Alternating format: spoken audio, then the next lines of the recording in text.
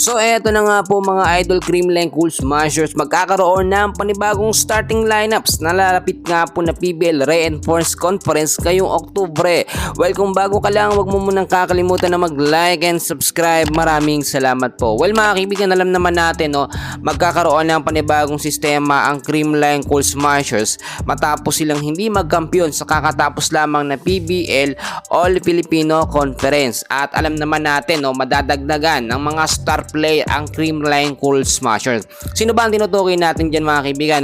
Tignan muna natin yung propose nga po na starting lineup ng Creamline Cool Smashers at yung isang posibleng madagdag po na panibagong player sa Creamline Cool Smashers. Alam naman natin mga kaibigan, kailangan sa starting lineup ito si Gemma Galanza, talagang malakas sa mga palo niyan at siya ang tinaguriang Darna ng Creamline Cool Smashers. PDL Bea de Leon kailangan din para sa malakas po na performance at mga hataw. At ito yung sinasabi ko sa inyo, panibagong middle blocker po ang posibleng madagdag nga po sa CCS. Walang iba kundi si PP Sherman nung nakaraan pa na pag-uusapan At ito ang muling pagbabalik po ni Gia Morado de Guzman sa Creamline Cool Smashers bilang isang legit po na setter at kapalitan muna. Ito nga pong si Kyle Negrito.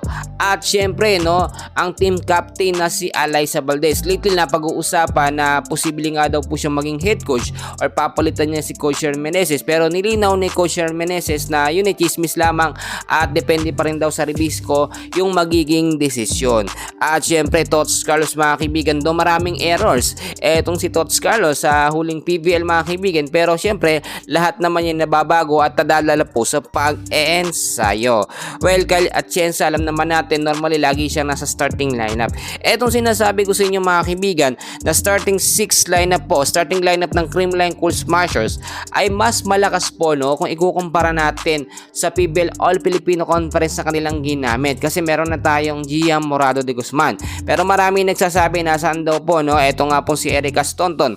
Dahil ayon sa update, siya ang gagamitin na import nga po ng Creamline sa nalalapit nga po na PBL Reinforced Conference ngayong Oktubre. Well mga kaibigan, propose starting lineup pa lang naman yan, posible pa yung mabago at siyempre magkakaroon dyan agad ng slot ito nga pong si Erica Staunton. As of now mga kaibigan, alam naman natin nasa bakasyon pa ang Creamline Cool Smashers, pero kahit nasa bakasyon sila, nagkakaroon pa rin sila ng pasundot-sundot po na pag-eensayo para mapanatili ang chemistry ng mga player. Alam nyo mga kaibigan, sa pagbabalik po ng Gia Morado de Guzman at kung madagdagan itong si PP Sharma bilang depensa po ng Creamline Cool Smashers, makikita natin ang mas malakas na CCS ngayong nalalapit na PBL sa Oktubre. Yan muna ang update natin, and please huwag yung kakalimutan na mag-like and subscribe. Maraming salamat po.